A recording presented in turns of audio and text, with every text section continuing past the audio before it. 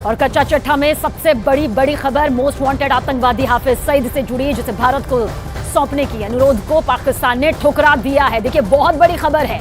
पाकिस्तान के विदेश मंत्रालय ने बयान जारी किया बाकायदा कि मनी लॉन्ड्रिंग केस में भारत से हाफिज सईद को लेकर गुजारिश की गई। पाकिस्तान का कहना है कि भारत और पाकिस्तान के बीच प्रत्यार्पण संधि नहीं है, लिहाजा हाफिज सईद को वो नहीं सौंप सकता है। यानी पाकिस्तान ने साफ साफ इनकार कर दिया है कि हाफिज सईद को वो पाकिस्तान जो है वो भारत को नहीं सौंपेगा। पाकिस्तान को भारत आतंकवाद पर बोरे में भर भर कर दस्तावेज सौंप चुका है। सारे सबूत उसके पास मौजूद है। कई बार सबूतों को भी इस्लामाबाद भेजा जा चुका है, लेकिन पाकिस्तान सभी को ठुकरा देता है क्योंकि उसकी नीयत और उसकी नियति दोनों में ही खोट नजर आता है। पाकिस्तान बार बार एक्सपोज हो रहा है, पूरी दुनिया के सामने उसकी आतंकी फैक्ट्री आती रही है। नया उदाहरण देखेंगे तो आप भी यकीनन चौंक जाएंगे।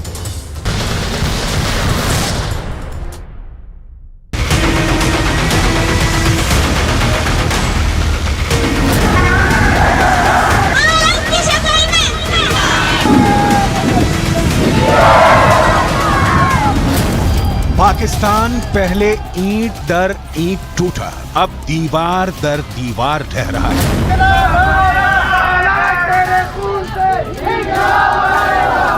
जमीन से आसमान तक, पानी से पहाड़ तक, सड़क से संसद तक, मोहल्ले से कब्रिस्तान तक हंगामा बस रहा है, हाहाकार मचा है।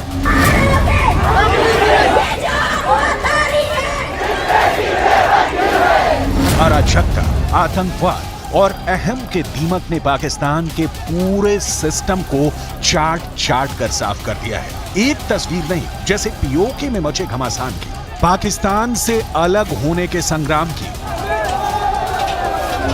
कई तस्वीरें हैं। सियासत, धोखा और फरेब का खेल बन चुकी है। चुनाव आवाम की आंखों में धूल झोंकने का जरिया बन चुका है। सियासतदान आर्मी के हाथों की कठपुतली और लोकतंत्र तमाशा बन चुका है। पूरा मुल्क महंगाई, बेरोजगारी और बेतहाशा गरीबी का शिकार हो चुका है।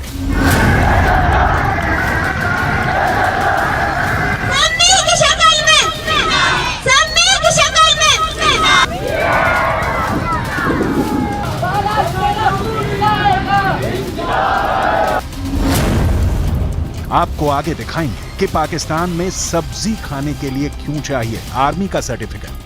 पाकिस्तान की तबाही की कहानी जिस भी सिरे से शुरू करेंगे, सिर्फ और सिर्फ तबाही दिखेगी, बर्बादी दिखेगी और यह खासियत दिखेगी कि पाकिस्तान को किसी और ने नहीं बल्कि घर को आग लगा दिया, घर के चिराग ने। नवाज शरीफ को सुनिए। ये सारे काम हमने खुद खराब किए हैं।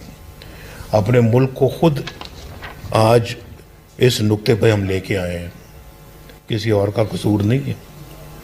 ये हिंदुस्तान ने हमारे खिलाफ नहीं किया, ये को अमेरिका ने हमारे खिलाफ नहीं किया, ये को अफगानिस्तान ने हमारे खिलाफ नहीं किया, ये हमने खुद किया। अपने पाँव पे खुद कुल्हाड़ा मारा है हमने आज तक। नवाज शरीफ की ये बात हफ्ते भर पहले की है, लेकिन सच्चाई 75 साल पुरानी है। पाकिस्तान को कैसे पाकिस्तान के ताकतवर लोगों ने लूट लिया, खसोट लिया और अब हाफते पाकिस्तान के सिर पर भी तमाचे ताने खड़े हैं। किससे उम्मीद करे पाकिस्तान की जनता?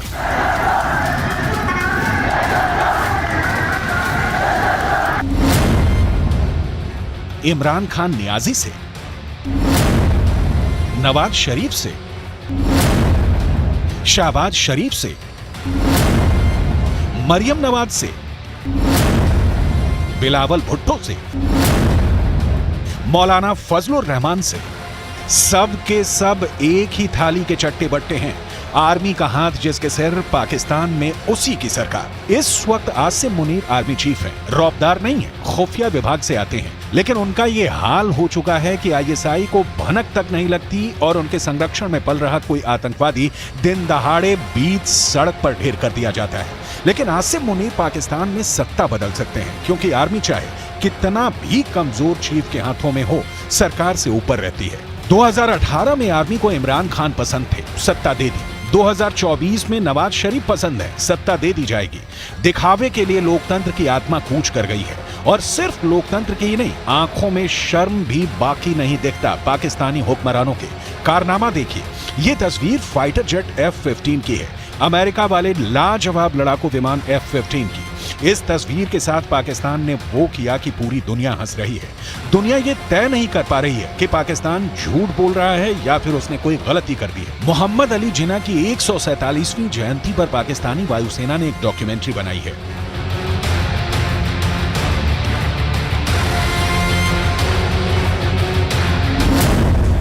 2.5 मिनट की इस डॉक्यूमेंट्री में कई विमानों का प्रदर्शन किया है, लेकिन एक विमान ऐसा है जिसका पाकिस्तानी वायुसेना की आधिकारिक सूची में नाम नहीं है। माना जाता है कि यह विमान दुनिया के सिर्फ 4 देशों के पास है। लोग सवाल पूछ रहे हैं कि पाकिस्तान के पास तो F-15 है ही नहीं, फिर क्या पाकिस्तान ने गुपचुप कोई बड़ी डील कर ली है? पाकिस्तान के इस पाप का थोड़ी देर बाद पर्दाफाश हो गया। पता चला कि पाकिस्तान ने अक्टूबर में अभ्यास सिंधु शील्ड में 14 देशों ने भाग लिया था, चूंकि इस अभ्यास में सऊदी अरब भी शामिल था और उसका F-15 विमान भी इस अभ्यास में शामिल था।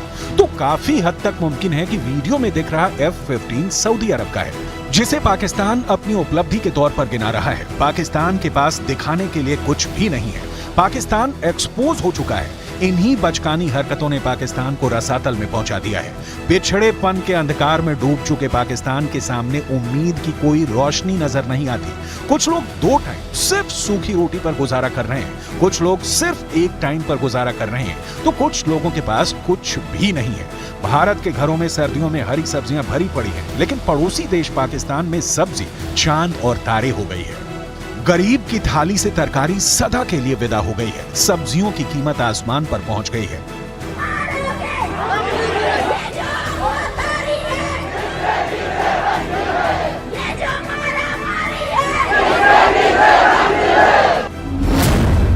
पाकिस्तान के ग्रोसरी ऐप grocerApp.pk के रेट्स के मुताबिक 1 किलो भिंडी 460 रुपए में बिक रही है। सीजनल सब्जियां जैसे गोभी, गाजर का भी रेट 200 और 250 रुपए प्रति किलो तक है। आलू की कीमत पाकिस्तान में 77 रुपए किलो और प्याज 183 रुपए किलो बिक रहा है।